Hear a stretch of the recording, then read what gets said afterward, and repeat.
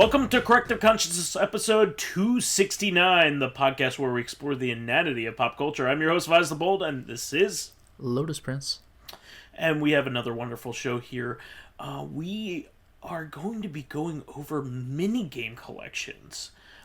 This kind of came on to me due to my recent interest in the new WarioWare game coming out tomorrow as of this release. So I'm just really excited that WarioWare is getting its due again. I always kind of feel like Nintendo is hot and cold with WarioWare. Like sometimes they release too many games and then all of a sudden no games in that series. Like all of a sudden. So yeah, they'll release. Oh no! What was the name of the GameCube one? So Wario Land. Well, are you talking about specifically about Wario games or WarioWare games? Well, okay, good point. Wario in general. Okay, so 3D-ish one. There is the one for the GameCube made by Treasure, which is called Wario World. That's the one. Yeah, randomly that game will come out. Nobody really talks about it. Yeah, and then there was a DS game that was kind of like the successor to the Wario Land games. It was the Master of Disguise or whatever. Okay. It had nothing to do with Dana Carvey. God damn! I was just gonna say Pistachio Disguisey. You were too quick for me. You are. I am turtley enough for the Turtle Club for sure, but it's that quote that everybody knows because it was in the commercial. Nobody's ever seen the actual I was movie just itself. gonna say, yeah. If you would have seen the movie, you would have known it because you would not be around to talk about it today. But yeah, I mean, there was Wario Land Shake It for the Wii, which was a really good game that nobody played. That was notable because it also wasn't that like hand drawn. It was hand drawn, yeah, in an era where that was completely going away. Yeah, this was one of those things where like there are lots of trends. Like when 3D became possible, a lot of companies were like, well, no one's going to want 2D anymore. We should go into 3D and stuff like that. Point and clicks disappeared. We're cooler than that now. And point and clicks have only come back like as a retro thing. Yeah. But yeah, Wario Shake It was made with 2D when it shouldn't have been. So it's pretty cool that they did that. Like that, it wasn't retro yet. They're just like, we're just going to do it anyway. Yeah. It was a beautiful game too. But we are actually talking about WarioWare in particular with these minigame collections, and we'll of course deviate into other things as well. But so the WarioWare series started out on the GBA, and the original WarioWare micro games? Oh, that I wouldn't know. Yeah, let me double check here. I will double check WarioWare. WarioWare Inc. Mega Micro Games. Mega Micro, alright. Yeah, so that is the original title. So what's kind of cool about it is that Nintendo has always had like a penchant for mini games in particular. Yeah. They are really good at making them. So the first kind of things that come to mind before this were things like the Fly Swatter game on Mario Paint. Yeah. The 2D shmup that's in the Game Boy camera. Like a lot of games were like really fun little things that you could do. Even something like Hogan's Alley has like that can mini game, which is a lot of fun.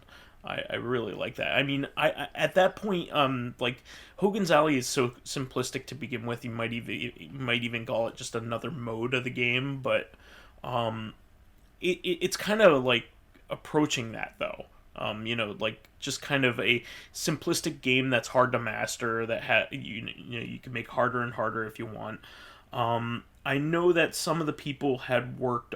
Oh yeah, so it's kind of here in the article, but some of these people had worked in Mario Artist Polygon Studio, which had a whole bunch of mini games in it itself. So it's kind of like a precursor. That was kind of like a precursor, and then a lot of those same people went on to go talk about make Rhythm Heaven as well.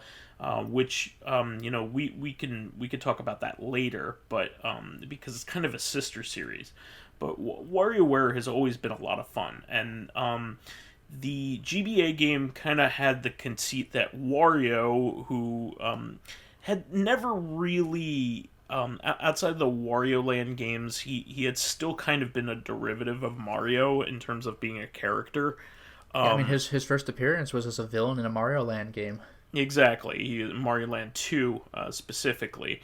And then he got his own spin off title with Wario Land 3, Mario Land 3 Wario Land. And that game was really good and played differently, and he got his own Virtual Boy game. And that's a solid game, by the way. Yeah, it's really good. But these games were platformers that were similar to Mario in some ways, but like also a lot more experimental. In particular, like I think with Wario Land 2 or Wario Land 3, they stopped having you die in those games, and really like the way you get hurt changes the status and abilities that you have, which is really unique. It almost makes me think of well, it's not quite the same, but it makes me think of Kirby losing a power-up when he gets hit. But with Wario, exactly. Sometimes you want to get hit. Like, if you get squashed, then you can go into thin areas, etc., etc. Exactly. So this game was cool because it kind of brought, like, Wario had kind of this life outside of that for the first time.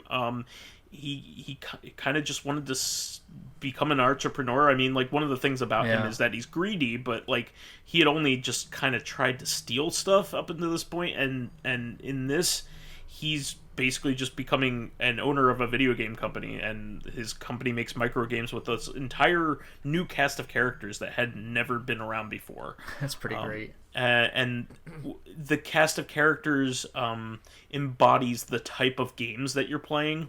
So, for instance, there's a kid named 8-Bit, and his games are usually like old classic Nintendo themed stuff. Oh yeah, he showed up in the Game & Wario. Exactly. Along with his brother, who was like, what, 32-bit or something? I think he's 16-bit. 16-bit? Yeah, but yeah, like there's a huge cast of characters, and that's just one of them. There's an alien, there's a dog, there's like, a witch, there's a guy who looks like Disco Stew. Yeah, I saw him in Smooth Moves. There's two guys that look almost identical. Yeah. So, I forget what their names were, but they're close. Yeah, there's tons of characters, but yeah, this was like this games were a lot of fun, and so the whole premise of these games was like, hey, you have a really weird thing to do that is usually comical in nature or in practice. And you have to figure out what to do and how to do it in like 3 to 5 seconds. Yeah, you have a very limited time. And I've seen stuff like on the DS or whatever, the GBA, I forgot what it was, where it's like, put the finger in the nostril, like, hit the nose, exactly. Quick, go. That's it. That one is one of the classic ones from the very first game. Okay. Just like the to kind of reference the type of humor. There's one where there's like kind of this beautiful rendering of this woman with a background, and she's sad and she is crying, but there's a gigantic snot bubble coming out of her nose, and one of the you have to tap to like get her to suck it up so it looks like a beautiful picture again. I like the one with a realistic looking person facing you, like facing the screen, and you have to like put your hands where theirs are and just bowl them over. Yeah. Just like push them really hard. I mean, there's one where you have to pick out nose hairs. There's an extended boss one in Smooth Moves where you just play the first level of Star Fox. That was awesome. Yeah, there's all kinds of stuff. That probably is an 8-bit, one of those 8-bit levels. Like well, the 8-bit, 16-bit in Game and Wario is like one of the more. Well, I can't say it's one of the more famous games. Like, it kind of is because it shows up in Smash Ultimate. But you know that one level where like the devil mom bursts in the door Oh and just yeah. kills whatever she sees? That's from that game on Game and Wario, the game nobody played, where you have to look at your tablet and play a little video game, but if the mom ever comes in the room, you have to like put down the tablet and look up at the screen, and you have to just keep focusing your attention back and forth. If she catches you, you lose, but if you get a game over, you lose. So it's very stressful. Yeah. So one of the things that I really like about this is like you just have a ton of really like just like seeing what's going to happen next is always a lot of fun, and figuring everything out on the fly is always like stressful and makes you laugh and surprising, and they usually include like a ton of content in these. Later that same game was ported to the GameCube with like some extra multiplayer modes where you could play like multiplayer versions of some of the games. But I think the real strength of it was just being able to play that on a screen and toss the controller to your friend and say, "Hey, you react to the next one." Yeah. And And Smooth Moves is great at that as well. yeah, so from there, I think the second one is like the DSiWare one. Well, no, there's Mega Party Games and then there's Twisted. So Twisted was the next one, which is the second GBA one. A lot of people really love this one in particular. Do you know anything about WarioWare Twisted? There's a chance I might be wrong with this one, but is this like one of the like two games on the whole system or something that has the extra sized cart because it's got like motion control support? You are correct. That is spot on. So the only other one, it also has Kirby's force Tilt feed. and Tumble or something? Well, that was for the Game Boy Color. Oh, my fault. Man, I was on a roll. I almost had it. I think it's Yoshi's something or other. It's not going to be Sonic Labyrinth? No, no, but this one also is one of two games that has Rumble native in the cartridge Oh, itself. okay. This and Drill Dozer. Drill Dozer is the other one. But yeah, this is one of the best ones because essentially you just turn the GBA. Yeah, it's twist basically the like GBA while you play it. yeah. I mean, it's like what the Vita has now. It's like the 6-axis control in the PS3. Like the GBA had this kind of. Yeah, so this also cemented that WarioWare is really good at testing out the specific gimmicks of whatever system it's on. Yeah, it's like the 1-2 switch of the Switch. Yeah, exactly. And this game is really, really good. It's really fun. And kind of similarly, WarioWare Touched is for when the DS Oh, it's the first DS came because out. you can touch it with a stylus. Mm-hmm. So And I'm sure there were gimmicks there where they wanted you to draw something or something like that. oh, sure, sure. And this one also had like a lot of like gimmick toys to go along with it, like kind of like a record scratching thing that you could just play around with. Okay. Like it had a lot of things you could do. Like there was like some kind of whistle function that you could do because like there was a microphone in the original DS that you could blow on. Oh yeah, that was famously what. I mean, I don't know what other games used it, but you could famously shout objection into Ace Attorney. Oh, yeah, yeah, And exactly. this is a lot more esoteric, but in the Resident Evil release for the DS, you can actually do mouth to mouth on Richard instead of just waiting for him to die. So you like blow into the mic. Yeah, there's also a specific function I think that you need to use for Hotel Dusk.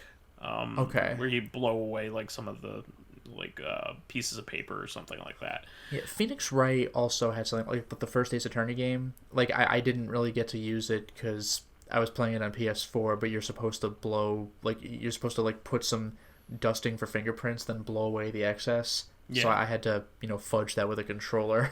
So kind of going along with this game because I don't want this entirely being a WarioWare game, even though that's like what inspired it, our podcast. But Rub Rabbits came out around the same time as well, which was kind of a similar game but from Sega. Did you ever see Rub Rabbits? I don't think I've even heard of this. Oh, okay. So the original was called Feel the Magic. That's right. So Okay, I've heard of that. the original was called Feel the Magic, and it was basically like kind of like this guy trying to ask this girl out, and then antics ensue, and there's like a bunch of mini games having to do with the touch screen. And that was really fun. I really like that game, and it also has a wacky sense of humor. Kind of the thing in common with these mini games and micro game compilations is like the goofier the better. Yeah, like boy, do I have a couple for you, but go ahead. yeah, yeah. But Rub Rabbits was the sequel to that. Okay. So I wanted to mention that. But if you have a couple to mention, I'll take a brief break I have from three. WarioWare. Yeah. I have three. One of them, I haven't even really thought about this in years, but I remember very much enjoying it back when I owned it. The mini games you could play in Pokemon Stadium were not the standard mode. I remember I always liked the Lick-a-Tongue mini game because it's kind of like a Mario Party mini game. Sure. Where the food is on the conveyor belts. Grab the right stuff. In this case, it was eat the right stuff. We could even just talk about Mario Party in general. Yeah, no kidding. Yeah, and Mario Party makes liberal use of that. So the Lick-a-Tongue mini game where you're just taking all the stuff off. There's a Clefairy thing where I think you had to memorize some combination of something that got harder and harder as it went. There was like a Geodude mini game where you had to use, or no, a Metapod mini game where you had to use Harden for as little as possible, because the more you use it, the more of your meter you use up, and eventually you're going to lose. So hopefully you last longer than your opponents do. Those are pretty enjoyable. Yeah. The next two I'm going to mention, I know you enjoy. One of them, like, you know how WarioWare, the whole game is minigames? Yeah. So here's one that you introduced me to. Actually, both of them you did. Really? But the PS1 game, Incredible Crisis. Yeah. That's a great one.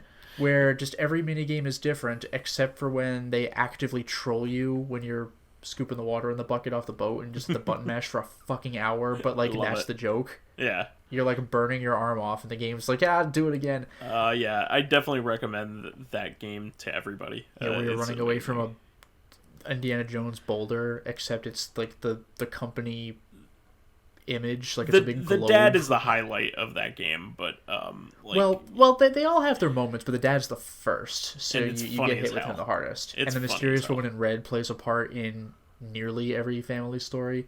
You know what the scariest one was, though, was when the little kid got shrunk and has to avoid like insects. It's like the scariest thing in the world. Yeah. That minigame is interesting though, because it's just like the cursor's gonna move across the screen. Press the button when it's in the green area.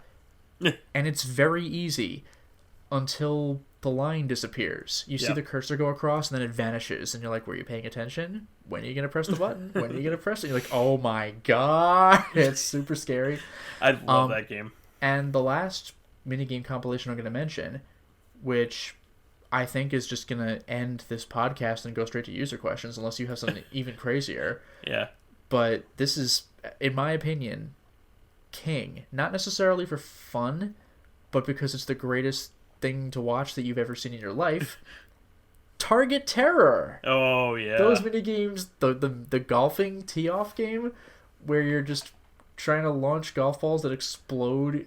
I like it better than the base golf game. Carts, or like you burst a crater in the ground and their golf cart just falls into it and their wheels are still spinning and they're just like, oh, it's the funniest shit. Or like when you have to do a quick draw, like 1-2 switch, except against it's Kid Terror, and he's got stupid, somebody in my comment section when I streamed the game said this is the most post 9/11 game I've ever seen in my life. And man, they were not kidding. It's so good when you're about to do the quick draw against Kid Terror. Like, he says different things, but one of them is like, you came thinking you'd find weapons of mass destruction. Instead, you find only death, and he quick draws. It's like the stupidest shit. One of my favorites, I actually don't like playing the game, but losing it is like better than winning it, where you have to run for president by shooting your color of the political spectrum on the US map while your opponent does the same, and whoever covers the most at the end wins. But you could cover new grounds, or you could cover what your opponent has hit, so you can sabotage the other opponent, What's really, really funny, though, is if you lose to the computer, which you will. I don't think I've ever beaten the computer. But if you lose to the computer, then, like, whoever wins, it does the spinny newspaper thing to announce the winner of the election. And it says something about, like, like for the first time, like, a robot wins an election. It's like, I'm not even mad. It's the funniest shit. Like, I lost to an automaton. I guess they're president. I don't know. It's great.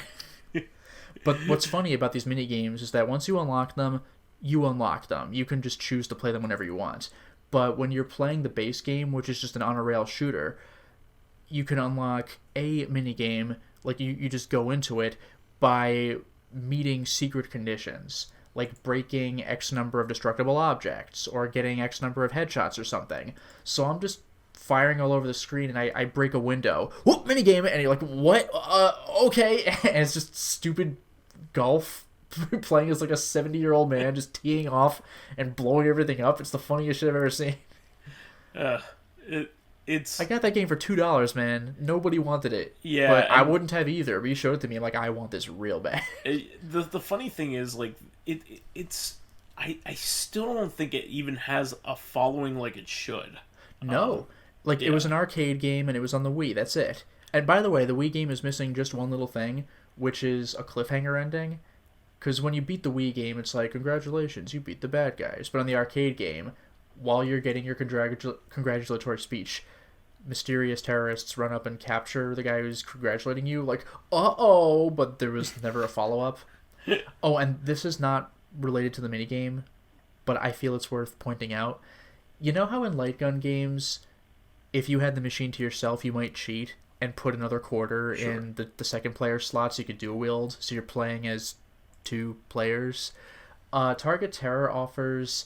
It's some stupid name. It's like Justice Mode or something. I forgot what it is, but like you're allowed to dual wield as a single player. It's great. Yeah, you can just do that. I'm really excited. To talk about that like every time it comes up because it is, and it never does. So of course you're excited. Yeah, it's just one of those things. It's probably the best FMV game ever made, other than Road Avenger. But like the thing is though, like this one was made to be stupid. Like this game was released in like 2006 or 8 or something, but it's made to look like Lethal Enforcers, where like that overacting was just like, I don't know if they were taking it that seriously because like I don't know, it's a video game, but like this was done as a throwback, being like stupid on purpose, where like the mooks just had these goofy looks on their faces, like as they're shooting you. They're all wearing sunglasses indoors and stuff, and like the FMV acting in the minigames is terrible, where it's like, guide these people through the obstacles, so you have to destroy like a giant snake that comes out of nowhere somehow. You have to deactivate like proximity mines that are on the ground, and like it's really funny to see the people just slowly sidling from one end of the screen to the other, because like they're just on a green screen, they don't have any real thing to be afraid of, and you could tell they're just like, now act nervous, and it just looks really funny. I love stuff like that, like stuff like, it's not quite the same thing, but stuff like Mad Dog McCree, where the actors are clearly having fun with their roles. It just reminds me of that. The Mad Dog McCree stuff is just like there's a part in, what is it called, the Last Bounty Hunter or something, where like you just shoot one of the guys at like a campfire, like a cooking fire, and the guy who's alive, who just puts his hands in the air, is like, oh, I didn't think the possum was that bad. It's just like stupid, corny bullshit that's just amusing to me. Like, more of that, please.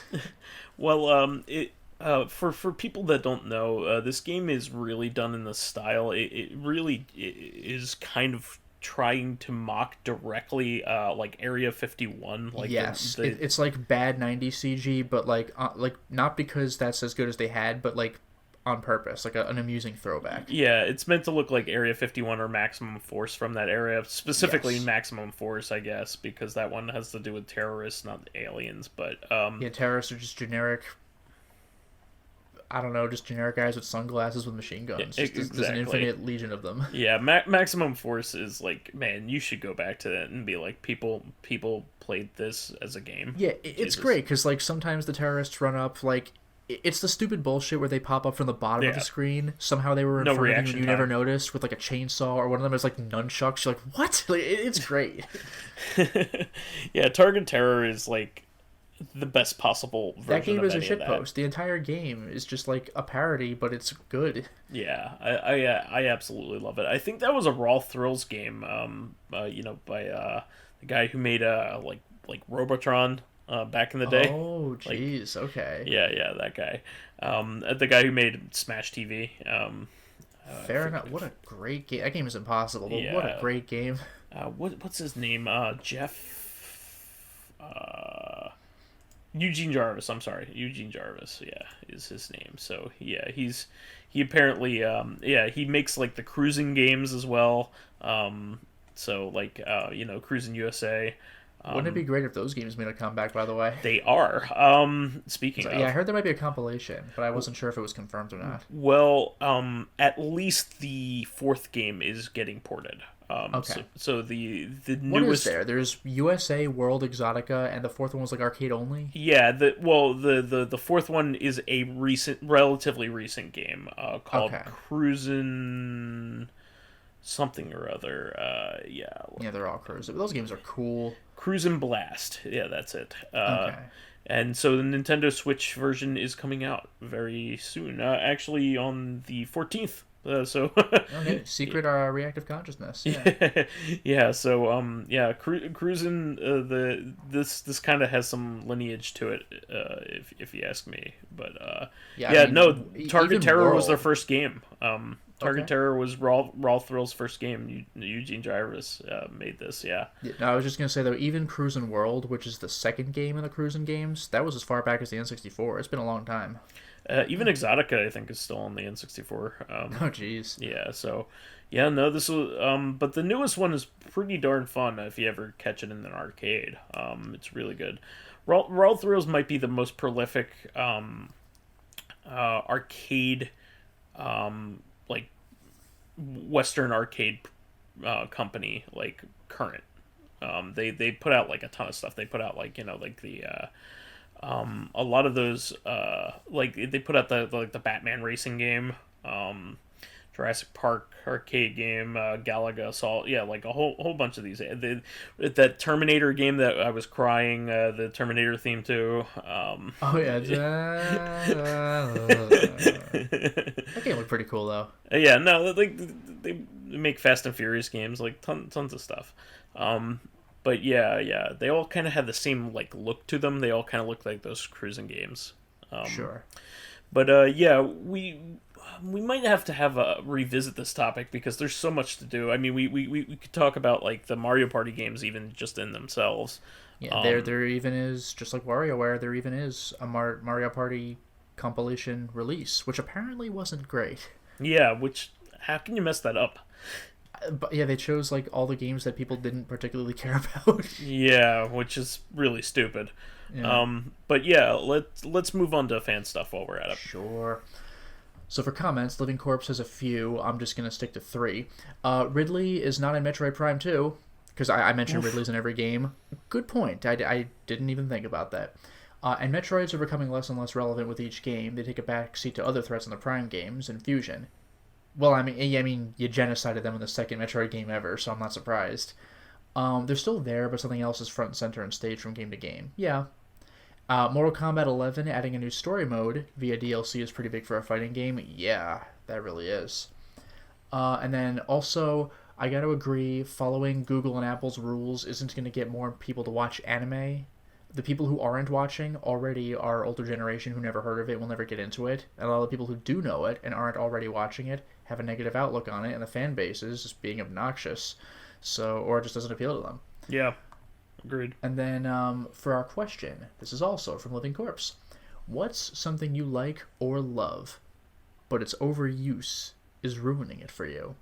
I'm all for an apocalypse level threat, but holy cow, not every villain needs to be an apocalyptic threat, nor should they be. Yeah, I do agree. Like, I I'll agree with that destroy too. the world. Like, it loses its edge if it's every time. That, If that it's that's rare, it's intimidating. that's why Spider-Man: Homecoming was like really refreshing because Yeah, like the villain was a guy. yeah, he was just a guy, and he's a teenager versus a guy. It's like what Red Letter Media says. Like, not every movie needs a blue pillar of light going into the sky to unleash an apocalypse of some kind. Yeah. In fact, there was a tweet trending, that a lot of people were retweet quoting, about like, name a villain with like a motivation that isn't like fuck the world or Yeah, like it really is exhausting seeing trailers for new series or new movies. Like, this could be like planet level extinction. Like, this could affect the world as we know it. Like, I keep hearing it, so I'm no longer impressed. Like, it's just tiring, and it's not even their fault, because like, you think it's cool, but like everyone else is doing it, so like it all just comes together and becomes bland to me again. I mean, I hate to say, bring this up because it's such a well used thing, but uh, like one of the reasons why the Dark Knight is so good is because like the Joker doesn't want any of that. Like he just Yeah, wants, he wants to fuck with Batman. Yeah, Yeah. that's all he wants. Like, even his bigger plans, I'll blow up a hospital, like, it's to get Batman to do stuff. Yeah, and it's getting kind of trite just because that's what the character is known for, but like Yeah, it's been going on for like 80 but years. that is much more refreshing, of a motivation than anything. Like just Well, like that's actually what I really like about. I know people hate her challenges in the Spider-Man game, but I actually think Screwball is brilliant villain, because she doesn't even hate Spider-Man. She loves him. Yeah. She wants him She's to a get gigantic her fan. more viewers on not Twitch.tv. So like, she can't just say, "Hey, Spider-Man, could you show up and do tricks for me so I could get more views?" Because like, if he did that, she'd get more views. But Spider-Man has shit to do. He like doesn't have time for that. So she's like, "Okay, then I'll blow stuff up to get you over here to stop me. And if you could look cool while doing it, by the way, I would really appreciate it." So she actually cheers for you when you overthrow her plans, because those aren't her plans. Her plans were getting hits on the internet, and you're providing that for her. Yeah, she's just manipulating you into doing what she wants. Like, that's incredible. Like, she doesn't want to blow up the city, but she has to threaten to in order to get you to show up. Like, that's legitimately clever. She should just be like a straight up new Spider-Man villain that like shows up now. Like She's fantastic. yeah, and I know they invented her for the video game, but they should definitely just like. I keep didn't her even around. realize that. I thought she was just a new villain I hadn't heard of. No, I'm pretty sure she's new for the video game. That was so good. That was great. But anyway, to continue to read Living Corpse's comment, because I just left off, it takes away from the villains who are meant to be final boss level threats. Yeah, if everyone's a final boss level threat, then not every story needs to have the whole multiverse or even the whole planet be in danger for there to be stakes. You can have it just be a city in danger. That honestly, that's kind of like when Into the Spider-Verse did it. It meant something, because that never happens with Spider-Man. Like, Spider-Man's villains are all just jerks who might attack the whole city or something. That's as big as their plans go. Yeah, they're a lot of them are bank robbers. Yeah, like that's another thing Red Letter Media said. It was like Rich Evans said that, like, Spider-Man's villains rob banks. Electro's, I got the electric powers. With these powers, I could rob banks better. Yeah, Sandman can turn into sand. Do you know what I could do with this kind of power? I could get into a bank really easily. It's like, all right. Rhino and Scorpion are both like that too. Doc Well, Ock. Scorpion became that. Scorpion was supposed to like be the anti-Spider-Man, but then he got mad because like the suit was grafted to him. Now he wants to kill Jameson, and Jameson's the one who made him. So Spider-Man ironically has to save Jameson from his own creation. Yeah. But anyway, you can have it just be a city in danger. For crying out loud, even in kaiju films, not every monster is a world killer. That's usually reserved for super monsters. The average monster is usually just a threat to a city at best. Yeah, like Godzilla was a threat to Tokyo. And a country at worst, unless they team up as an army of monsters. Yeah, so yeah, that is true. When you can't have every villain be so cool because they're world enders, because they're all world enders. Yeah. Like, you lost me. So to answer your question more directly, since we've been agreeing with you mostly, is I'm really I'm really tired of most fan communities in general, and because they Oh, I've been jaded from those for years. because they ruin like the problem is they like to try to adopt a singular opinion about something, and if you fall outside of it, you're wrong. No, my favorite is when the fan communities are of things which are extremely overt Yeah. in their messages of just like be a nice person. Like the most toxic fan communities are for like Undertale and Steven Universe, and those are the most wholesome media. It's like, did you even watch the fucking show?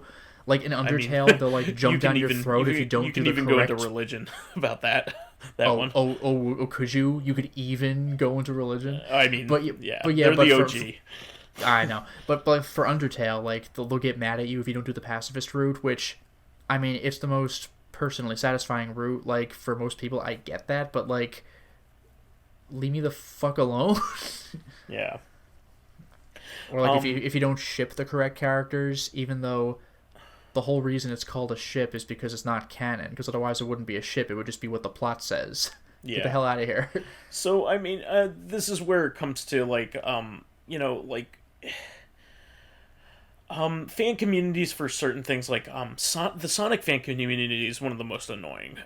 For instance, well, that one, I should be madder than I am, but there was an episode of the Sonic Boom, the Sonic Boom CG show, yeah, where it directly addresses like some of the art that its fans have produced. Yeah. It's like, have you seen some of our art? Or So wink. that's not where my my criticism got. Like I'm perfectly okay with that. Because that is the funniest shit. I'm perfectly okay with some smut. And go after it. But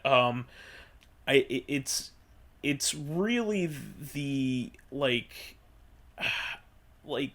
they treat it like a religion. It's very odd. Like the characters mean so much to them that they get like emotionally involved with when the character does something that they don't feel like they should, and what's funny is that like it's very odd. But what's funny is that I know there are comics and TV shows, so there's actually deep lore you could go into, to be fair, but like in the games themselves, everybody's pretty shallow.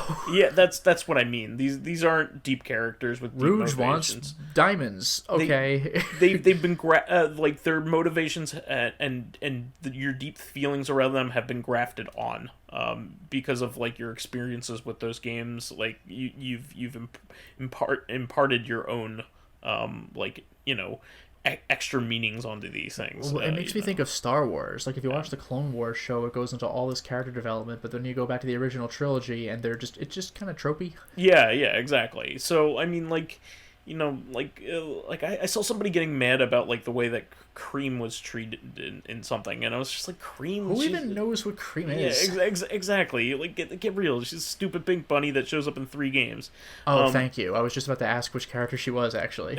Wasn't she in like Sonic Heroes or whatever? Exactly. Sonic Heroes, like half of that was a joke. Team Chaotix. Do you remember these guys from that 32X game that I guarantee you do not own? It's like Vector. Remember Vector? Cream the rabbit. Cream the bunny. Who is Cream with? Like Team Amy or something? Here, we'll look it up. Cream the rabbit, and Cheese is her pet. So Cream and Cheese. Yeah. Yeah. She's a peach-colored rabbit. Was that Team Amy? It was like Amy. Hold on.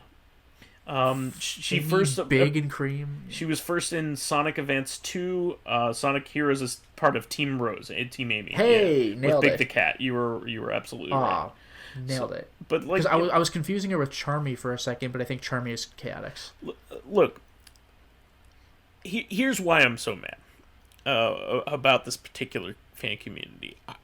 I don't want to be associated with them because they're so emotionally involved with these characters that it's embarrassing. And this is why I've said on multiple different podcasts, I never say I'm part of the Star Wars fandom. I say I like Star Wars. Yeah, exactly. And so much so that they get all wrapped up in these games and like very minor like they squabbles over very minor details and things like that. And look, I was an OG Sonic fan. I was there when I had a Genesis when the first games were being released. I was a gigantic Sonic fan. I owned every single Sonic comic, like going up to like about 150 in the Archie comics. So like I was into it, believe me. But did you watch the weekday show? I did, and which was a giant shitpost. I watched the ABC show. Like I watched Underground even when that came out. Look, and I got the animes, like the Sonic the movie on VHS when that came out. Like look, I saw it at a friend's house way back in the day. Look, where Knuckles had like, what do you even call it? Like an Indiana Jones almost hat? Yes. Like an adventurer hat? Yes, yeah. I don't know why he has that, but it's fine. Almost like an Australian Knuckles shouldn't hat. have that. Now I'm mad. I'm part of the Sonic fandom. Knuckles shouldn't be wearing that hat. This is bullshit. But yeah, this is... what I'm trying to say is I know all about this shit. Like, I've been reading about it, like, since I was a kid. Like, you can't tell me anything about it. And, like, it is, like... shallow level, like crap that is made to sell your video game, and I think the art is cool, and most of the games are not good at this point. And like, actually, you know what? By the way, regarding what you just said about selling Sonic games, I've particularly felt this about the recent, the new Masters of the Universe cartoon, where people were getting mad because it was like counter to old school He-Man, but old school He-Man was like old school He-Man number one sucks. It was trash, but and number two, the entire thing was a commercial to sell toys. Halfway decent 80s toys. Yeah, the toys were all right, but like the entire show was just excuses to sell the toys. And if you ever watch that, like, what is that show called? How Did It Get Made or something? Or like, no, The Toys We Grew Up With. Toys That Made Us. Toys That Made Us. Yeah, like, it shows you how haphazardly even the toys were made. Like, how just, like, flying by the seat of their pants they were with making the toys themselves. Oh, are you talking about, like, the tiger and all that? Yes. Yeah. Okay. Yeah, it's way too big to be, like, to fit proportionally to the people. Make it a mouse. Okay, it's a battle tiger now. Like, so that, like, even the toys, which the show was written to promote, the toys themselves were just like thrown together. So like the show was double thrown together, and you're really trying to use that as your point of reference for like your cherished childhood memories. If you liked it growing up, that's fine, but like the new show looks like it's good. That shouldn't be a bad thing. It has a plot, and it's not designed to sell the fucking toys. I also kind of hate any fan who gets wrapped up in like the nitty gritty backstory points of like certain characters. There are so many people that are like, this doesn't remain true to Batman. It's just like, this is a different variation of a I was gonna say, like, character. That's the thing. Like normally I would get caught up in a character's backstory, but like Batman has 100 different writers. Like, even though it might be the same universe, it's a different Batman. Like, look at fucking Batman Odyssey. What the fuck is that? Like, but still Batman. I'm sorry. I guess my point is, your interpretation of Batman is tied to whatever your favorite version of Batman is. That's the thing. If it's manga or whatever, you could talk about the character wouldn't do this, but there's 1,000 different writers for comics. Yeah, I can understand if it was a singular work that it was being derived from, but like Batman kills people. Oh well, now he doesn't anymore. Like, I don't know. Like, who cares? Like, Michael Keaton killed people as Batman. Like, I don't see you crying about that. I remember when the Sam Raimi movies came out, like, there were people that were complaining that Spider-Man, Spider-Man didn't make his own web... The organic web shooters? Yeah, who gives a shit? Come on. Like, that did kind of bug me, but, like, there's a version of Spider-Man that does that anyway, whatever. I mean, Tom Holland has web spinners. Like man-made he's the first one in a while. Yeah. Well, so does Andrew Garfield had them, too. Oh, did he? Yeah. All right, my bad. I saw that movie in theaters, but it's been a long time. Yeah. But, I mean, those movies are going to be completely forgotten, the Andrew Garfield ones. I mean, come on. Yeah, they were the interim Spider-Man. Yeah. One thing I do remember about that movie is when he got bitten by the spider. Do you remember how that scene went? Oh, yeah. Mm-hmm. Because, he broke the, what do you call it, terrarium? And, 1,000 fucking spiders fell all over the place. So, this is the worst thing that could possibly happen. Especially for you. Fuck the lizard. This is the scary part. I know you hate bugs in particular. Well, no, I mean, I'm okay with most bugs. Like, I mean, a lot of people who watch my Let's Plays see me freak out when, like, the giant bug monster appears, but that's because it's a giant bug monster. Like, I'm actually not bad with bugs, but, Big like... giant bug monsters, though. You Yeah, don't like, when a it. bloodborne spider runs at me, like, it's as big as me and it's rushing at me. That's scary. But, like, I'm okay with regular spiders. But, like, if I ever knocked into a container and, like, spiders just poured out, that's too much. I'm out of there. I remember us watching like that movie Mosquito, where the people are attacked by the giant mosquitoes, and you were just grossed the fuck out. Well, yeah, but it wasn't because of the mosquito. It's because that movie was fucking gross. Okay, fair enough. Like I mean, the mosquito. I mean, if that happened in real life, if a Jumanji mosquito flew at me, I would be shrieking to break glass. But like seeing it in a movie, okay, but no, but that movie got disgusting though, for real. It was like fair enough. Sucking people's brains out of their eyes. It was just like, I can't watch that shit. That's gross. I mean, that's the kind of stuff I like because the practical well, effects. I know it's comically over the top. Like, Yeah, I get it, but like, I couldn't watch that. Fair enough. Fair enough. But yeah, I'm also kind of imagining, what if a real mosquito flew up to me like that big, like that is a heart attack and die moment right there. Real mosquitoes, they're annoying. Giant man-sized mosquitoes, I'm afraid not. Yeah. Well, yeah, so it's fan communities like that. It's just like Final Fantasy fan community is always one that bugs me because they can never make up their mind which game is good and like what opinion they want to parrot.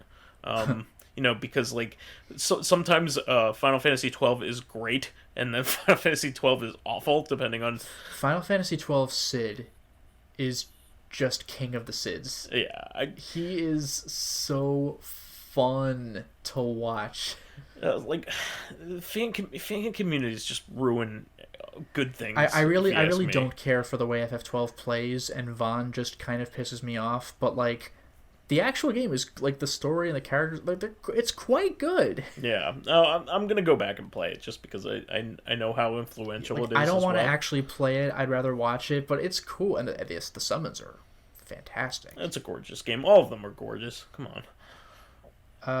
But yeah, how about your end of this? We were kind of alluding to it before. I mean, you talked about fandoms, but we went into the superhero realm. I'll just say Marvel superheroes. I mean, this is like cheating because I mentioned it 100 times already. But like, I'm just done with the MCU. Although, secret reactive consciousness moment, Shang-Chi came out and people seem to just across the board just love it. Yeah. So that's awesome. And that's I tend to say this. I've been saying this about, and this kind of goes into the fandom thing. One of the smart things that that Marvel has been doing that they have been doing extremely well is they have been taking characters that virtually have no fandom at all.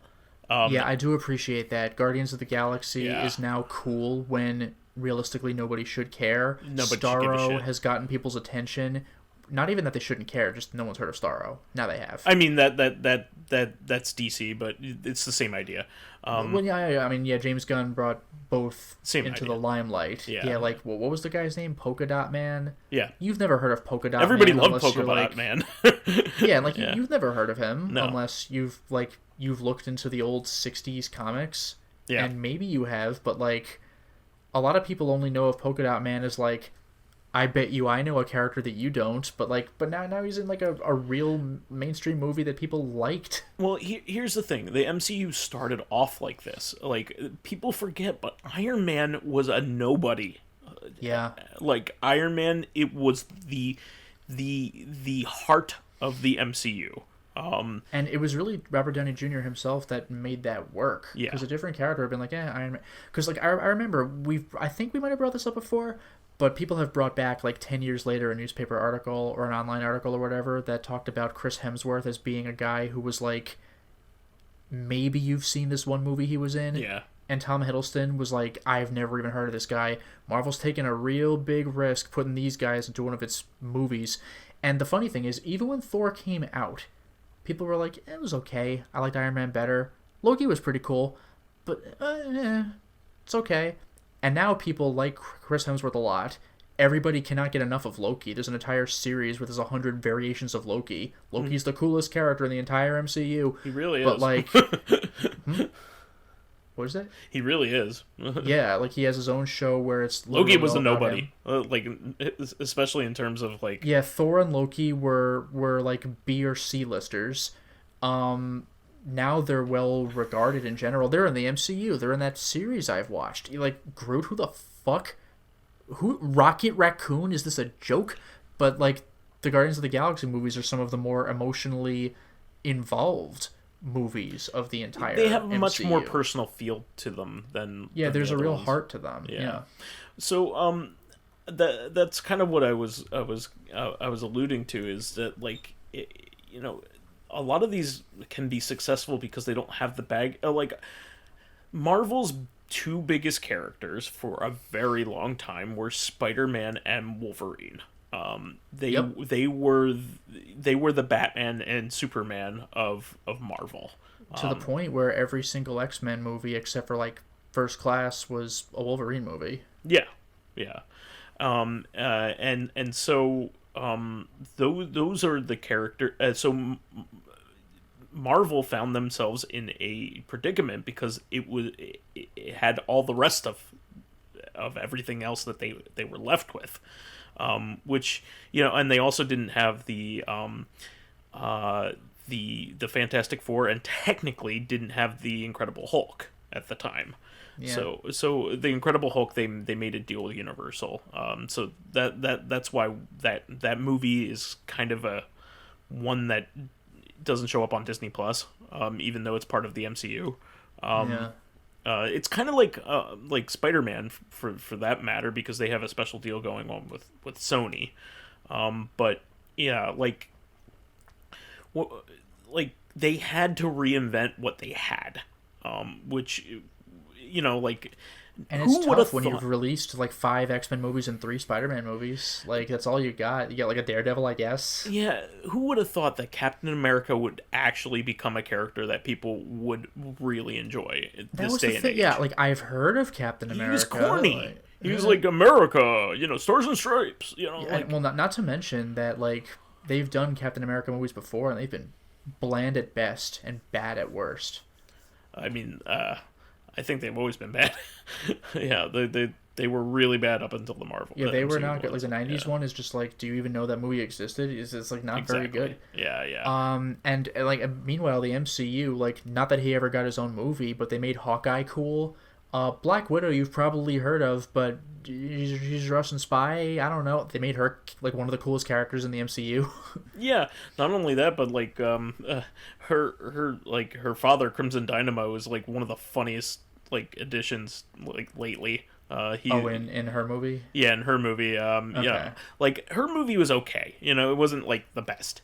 But it here's the thing about the Marvel movies: they're always good enough to watch. Well, yeah, that's the thing. Yeah, they are never Thor bad. 2, Thor 2 is the least favorite Marvel movie I've seen, but like that one's not bad. If you made me watch it again, like, yeah, I could do it. I'm not gonna go, no, this movie's terrible. Like, it's they're my never least favorite, bad, but I could watch it. They're never bad, but like the worst Marvel movies tend to have consequences that aren't completely developed. Like Black Widow kind of had that. Yeah, but they still have really good moments. Like, again, Thor 2 had like the Loki scenes in particular, where it showed like more of his personal self. The dialogue is where where the MCU shines. The dialogue is always good. The Black Widow even it has funny dialogue in it. So that makes it enjoyable.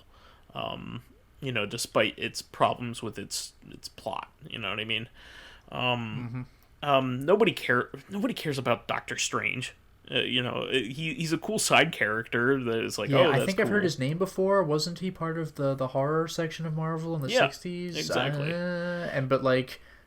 But he goes to like Eldritch Horrorland on the regular. Like, he has the potential to be one of the coolest characters. It's just that, like, to be fair, like, the reason they never made movies with him before now is that, like, you really couldn't. Like, there's no way you would make that movie. Like, maybe in the 60s you could do weird psychedelic shit, because that's what his comic was anyway. But, like, how could you make the other worlds look in any way convincing? Like, you need modern technology to do that stuff. They would never have made that movie back then. Also, not for nothing, but like, Doctor Strange doesn't have a lot of iconic stories. He has like That's some true. like can you even name like one of the big like runs of Doctor Strange? I can't. No, well, even here's another thing. Even back when I played like Marvel Heroes War of the Gems, I forgot if it was in this. Maybe not. Maybe it was just in Marvel vs. Street Fighter or X-Men vs. Street Fighter. Shumagorath, like they never explain who that is. Yeah. And I had no idea what that was. I was like, a Marvel character has like, there's a Cthulhu in Marvel, and they just don't explain who that is. It took me years because I'd never looked it up. It took me years to learn that that was like a Doctor Strange entity, and I've still never actually seen him in Doctor Strange. I'm just like, I've only seen him in the video games, and I'm aware that, oh, I guess at some point Doctor Strange met this guy. I guess I've even talked to you about that game, and like it has some like Sabretooth's like the girl that follows him around, Birdie. Like I've never, yeah, boss. I've Who is never that? seen her in my life, and I've been following the X-Men forever. Like I don't know You know who that that is. you know what that also reminds me of? The entire X-Men arcade game is based on like a pilot of a show that never really happened. Yeah, That's one why they all episode. have that look. Yeah. And it's like, did you know that that was like a secret thing that doesn't really exist? It was also the same year that the newer one came out, like the successful one. So It's just so weird. Like but I should say though, Dazzler. I do love Dazzler. I do love when games bring in like the weirder characters. Like even the JoJo fighting games, like the Capcom one lets you play as Mariah, who uses Bast. When does she ever show up again? Or like you could play as Devo with Ebony Devil. I miss that guy. He's never seen again. yeah. So I can understand why you're sick of it though, but I mean you have to keep up with it. And Yeah, if you again, I know they're good. If you ever sat me down and made me watch, I would like it. That is exactly what our friend Luminaire did with Avengers. I wasn't interested in Avengers because I didn't want to see it because I figured I would need to see Thor and Captain America to understand what was going on, and I had only seen Iron Man and one other one, Hulk. So I was like, I shouldn't watch it. But he sat me down and I watched it. I didn't need to understand what was going on in the previous movies to see what Captain America was up to. I got it. I liked the movie. Like, if you make me watch these movies, I will like them. Like, I understand this. It's just so much that I don't want to. If you ever held a gun to my head and said, watch Shang-Chi, I'd fucking love Shang-Chi. I have no doubt for a second. I just don't want to watch these thousands of fucking movies and TV shows. well, starting with Spider-Man, I think like previous viewing is definitely going to need to be There's before and after the snap continuity or whatever. Well, Spider-Man is they're knocking on the door. Well, the Loki also has this too of multiple realities and multiple timelines. Oh yeah, So that's fine. And we Loki, already, I know it's not MCU, but Spider-Verse was like all about that. yeah.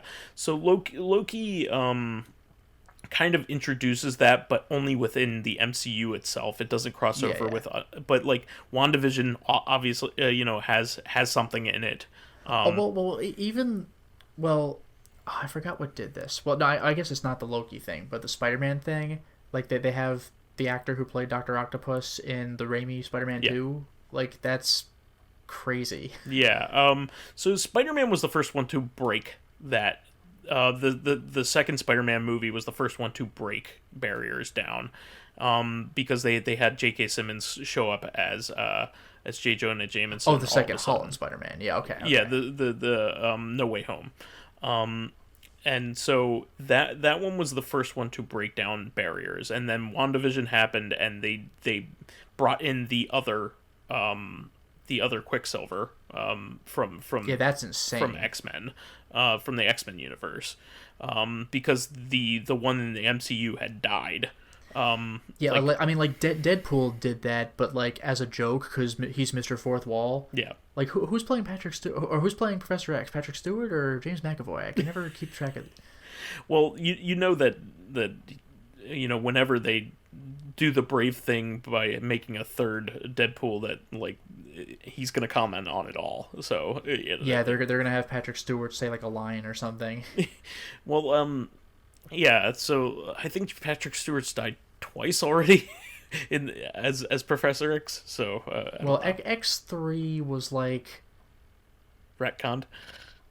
well, it was, but Yeah. like, didn't he like transfer his mind into the body of some hospital patient or something? So like he died, but like, But he also died in Logan. well, yeah, that one I knew about. Yeah. But Logan, I don't think Logan counts. Because it's like meant to be in the future, but I don't know.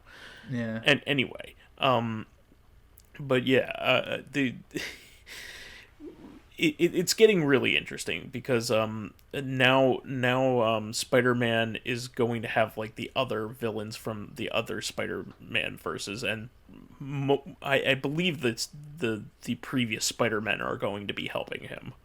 So Yeah, I love that. Even the '90s cartoon did that, where he teamed up with other Spider-Men. yeah, My favorite were two things. One of them was he pulls off the mask of one of them, and it's a blonde guy, and he's like, "I don't even want to know your story," and that was like a wink. That was Ben Reilly. Ben Reilly, yeah. Which they never explain, which is kind of funny. You know what? And the other one, this is the one that really got me. I could not believe that they did this in a '90s cartoon. Was one of the Spider-Men was like, "I can't help you. I don't have superpowers or anything," and he's like, "Why the fuck are you here?" And it's like, "Oh, I'm an actor. I play Spider-Man like in like our worlds, like in the real life." And it's like that was great. And Stan Lee was in the episode. It was amazing. You know what I can't wait for? I can't wait for Tom. I hope they do this, where Tom Holland, Andrew Garfield, and Tobey Maguire just sit in a triangle and point at each other, just like in the '60s cartoon. I hope that happens. well, Spider-Verse. Well, They Spider-Verse's did that in post-credit scene was an animated version of that. Yeah, with Spider-Man 2099. That was awesome. Yeah, who's also really cool. By And the like way. I love when you see like old '60s J. Jonah Jameson. Which one's the real one? The one that pointed first. It was great. But yeah, clearly we hate the MCU.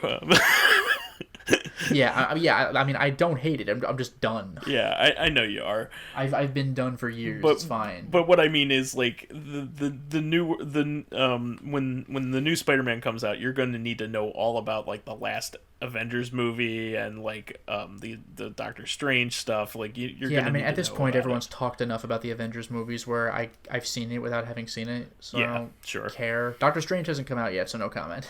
Yeah, well, and Doctor Strange 2 is going to be dealing with that as well. So, and that's going to be a Sam Raimi movie, I think. So that'll be interesting. Yeah, that's pretty exciting. Yeah. I want to see wacky, like comical Evil Dead like direction. You know, Swallow like your soul. just the way. Swallow your soul. No, not even that. Just like the camera work, like yeah, what they just, did like, in Spider-Man zooming up. 2. Yeah. Like the horror scene in Spider-Man 2 where Doc Ock's tentacles are just killing everybody, like the crazy like camera stuff where everyone's shrieking. Yeah. Oh man, I need to watch Spider-Man 2 again, like the Sam Raimi one. It's so fucking good. That's a great movie. Yeah, I just don't know how. Like the first one is so campy and the third one's so bad, but the second one is just so perfect. It's just, You know what I want to see, by the way? They brought back I forgot his name, the guy who played Doc Ock, but Alfred Molina. thank you. Yeah. But I really want to see Willem Dafoe again. Well, they had his voice in that trailer. Yeah, they had his voice in that trailer. So That is what I want. I want him to say back to formula and do a pounce and kill a guy bare chested just from a chemical vat, just kill a guy. By the way, what was I'm getting off topic now, but like when, in the Times Square scene where he's threatening everybody and Spider-Man has to fight him like on the floats, remember those like seniors at his company where he's like, fuck you guys, and like he threw that one pumpkin bomb that made them immediately turn into skeletons? yeah. What was that? And he never uses that again. What was that? Holy shit. They just become like cartoon skeletons immely. Or remember when he dressed up as an old lady, like by putting like a blanket over his head. I forgot about that. Well, like, come on. Like, he got a wig. Like, he was waiting to do that. Willem Dafoe did that. But also in his like Power Ranger suit, like like, Yes. underneath it is Yes. so funny. That's very. You're out, Gobby. Out of your mind. Wrong answer. Oh, he was having fun doing that role. He was acting to the nines. You know what was fun? Did you ever play Spider-Man 2 is like the video game to play up until PS4 Spider-Man came along. Sure. You ever play Spider-Man 1? No. It's not bad. Although you swung like on the sky, you just had you just like you didn't have to web anything. Sure. It was just whatever. But they had the voice actors. They had the actors do the voices. So you get to hear Willem Dafoe flying over like one of the New York bridges. I've been burning bridges all day. I think I'll just knock this one down. And you're like, oh no, I gotta stop it. It's great. It's great. There's like, it's like the Matrix. It's like Enter the Matrix. You get like secret extra scenes in that video game, you know, that you never saw in the movie theaters. Here you get extra secret voice acting. It's great. More Willem Dafoe, please. Yeah. So, I think we answered that question and then some. Yeah, we went off the rails, but I don't care. But yeah. Sonic fan community and really any fan community. Star Wars fan community pisses me off too. I hate them. Any of them, like the console wars they can all go to hell. communities. Yeah. The only fan community that I've never seen to be like extremely toxic is the Falcom fan community, and that was like back in the day. So I don't know what they're like now. Now that like the trails of games are really popular. I think it's a lot different than. Well, that's the thing. When everyone in the world is part of the fan community, you realize that there are people you like and people you don't like. It was like when there was a ragtag group of people like that included me and you that just like JoJo, and it was only us, and it was yeah, and I only happened upon it by pure happenstance. Yeah. I don't even know how I found it, but I saw a YouTube video of the Capcom fighting game, and I was like, how do you play this? Like, there's two of you? Yeah, exactly. I didn't know what I was looking at. But you know what I mean? Like the American fan community was very, very, very small. Yeah, this is when we had to read, like, the Duang Part 4 subs, which Yeah. was a Chinese person who translated Japanese into English. Yeah. So, like, you could read it, but it was awkward as hell. Like, this is just what we had to do. Back in my day. Yeah, now you can buy the actual manga at Barnes & Noble, which is still crazy to me. Yeah, we had to. Fist of the North Star is like the ultimate thing of that. Like I had been fighting. I've been trying to read Fist of the North Star forever. Like, ugh. Yeah, it's fan subs or nothing. Yeah. Well, we should wrap things up, Lotus. That's the show for this week. We want to thank all of our fans who contributed questions. Please keep us supplied with awesome topics by submitting questions of your own via the YouTube and SoundCloud pages. Do we have any in the hopper, as it were? We have one more. Well, we need more. While there, please give us thumbs ups, likes, and 5-star ratings on iTunes. It helps promote and spread awareness of the show, and any bit of encouragement helps keep the show going. You can also catch us on Tuesdays for our sister podcast, Reactive Consciousness, the in-depth look at this week in our lives. Finally, you can friend me as vysethebold on pretty much everything. Just give me a heads up. And you could follow me on my YouTube channel, Lotus Prince. You can hit me up on Twitter at Lotus Prince. And finally, if you are interested in seeing my videos early, getting in on exclusive live streams, selecting upcoming games for me to Let's Play, or getting conversations with me and other patrons on Discord, then perhaps consider swinging by my Patreon account, which can be found at patreon.com/LotusPrince. Well, that's just prime. We will catch everybody on Tuesday then. Until next time, everyone. Bye-bye.